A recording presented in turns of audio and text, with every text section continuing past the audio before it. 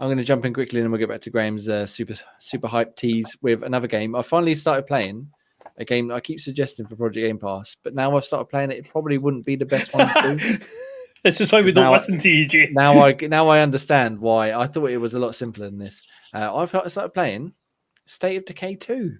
Oh, brilliant game. I've finished, like I said, finished Dungeon of Hindenburg, finished Short Hike, and I was like, I just fancy something to get into that's not for review, basically, just something to piss around with for a week until I go on holiday. And I thought, fuck it, we'll start State of Decay. I've always wanted to play it. I quite enjoyed a little bit of the first one that I played, like a couple of hour demo. And it's not quite what I expected. I don't know what I expected, but it's not quite yet. But I am enjoying it a lot more than I thought I would. I'm not normally one for like these survival, crafting, scavenging type games. But because it's a zombie apocalypse, because it's as close as we're going to get to sort of Walking Dead that's decent. Please don't ever wish fucking a zombie apocalypse on us, Jay. No, I meant in terms of like we haven't got like an open world Walking Dead game. Right, because the way that was phrased is like because it's as close as we're ever going to get to a zombie apocalypse. So you know, if only there was a real zombie apocalypse, we could experience it in all sorts of joy and wonder. But yeah, so I've enjoyed it. I'm probably about 7 or 8 hours in at this point. The tutorial went on for quite a lot longer than I expected, but now I've been set free and I can go wherever I want and explore. And Graham, you ready?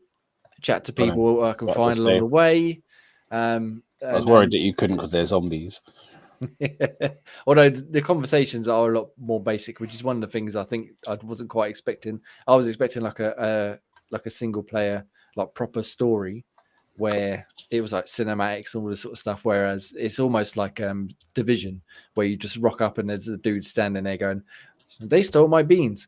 I didn't steal your beans, and you have to choose if you're going to side with something. It's nothing groundbreaking, but then you can recruit new survivors to your cause, and you can upgrade your base and move to new bases and make it bigger and shinier and more lovely. And you have to collect renown, which then lets you unlock other bases or other outposts, which give you bonuses like more food, more fuel, more water, etc., etc. I just unlocked the power station, which is just up the hill from the base I'm at a minute, which took fucking ages to get to. And I also didn't realize you could sell unwanted items to other people for renown. So I was struggling to build up my renown, realized I could do this. And then I sold a shit ton of weapons that I had sitting around, and I got more than enough renown to go and buy the power station in about 2 minutes. So why didn't I do this the first time? Fuck's sake. But yeah, I'm enjoying it quite a lot. I've played it across PC and Xbox. Seamless, like save transfers as you'd expect. It looks all right. It plays all right. Again, the swapping the characters I wasn't quite prepared for. I thought you would literally again like have one main character and then you'd have an army of people around you, but you have to swap out. So when you're playing as a character, they eventually get tired and hungry and thirsty and all that sort of gubbins, which I don't normally like. But that means you can then swap to one of the other characters, and then sometimes they have like specific missions just for that person. So you got to do their mission, you come back and swap over to another character and round and round and round. They've all got like specializations they can do. So the leader of my gang is a sheriff, I think she is. And then the other guys are like medics and engineers and stuff like that. And then they allow you to then again expand your base with certain upgrades and parts to it and all that sort of stuff.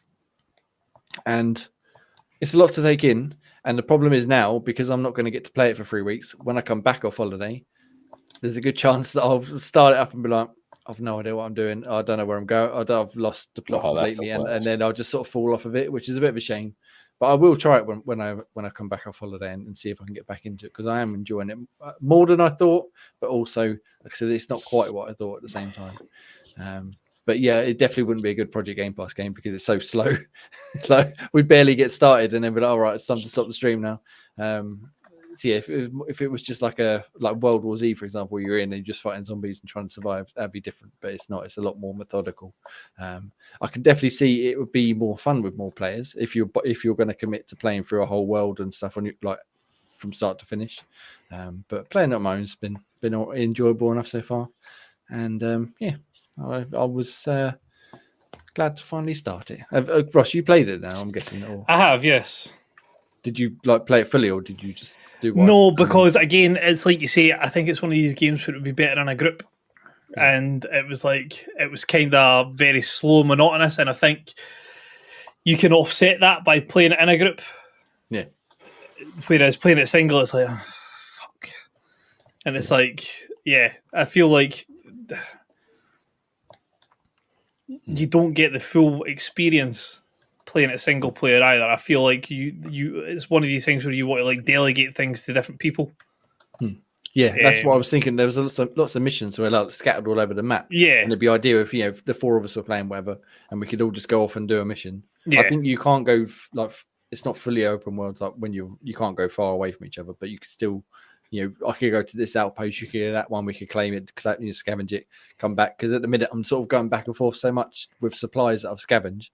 If I had four of us and a companion each, there's so much extra space to chuck stuff in, and then we'll barrel back to the base and drop it off. But yeah, so that's fair enough. Well, maybe we could team up at some point. In a few weeks. Teamwork makes a dream work. And see how we get on. See how far we are compared to each other. Graham, any interest in playing any sort of zombie survival crafting nonsense? As long as it's not Left 4 Dead like, I'm willing to sort of step in and do. Definitely not Left 4 Dead like. Okay.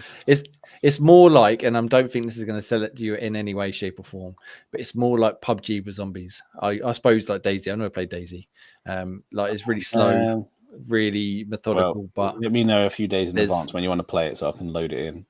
Yeah, there's more to it. Again, the PUBG hatred is ridiculous. It's got very very Division style vibes in terms of the world. Yeah, so Division, you definitely had to play that with others. Stuff playing that by yourself, that'd be a ball fest.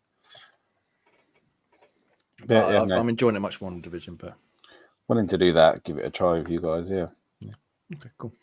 Maybe we can do it again. Don't think Project Game Pass will be. It won't be the most exciting stream we ever do, but it should be enjoyable enough. Anyway,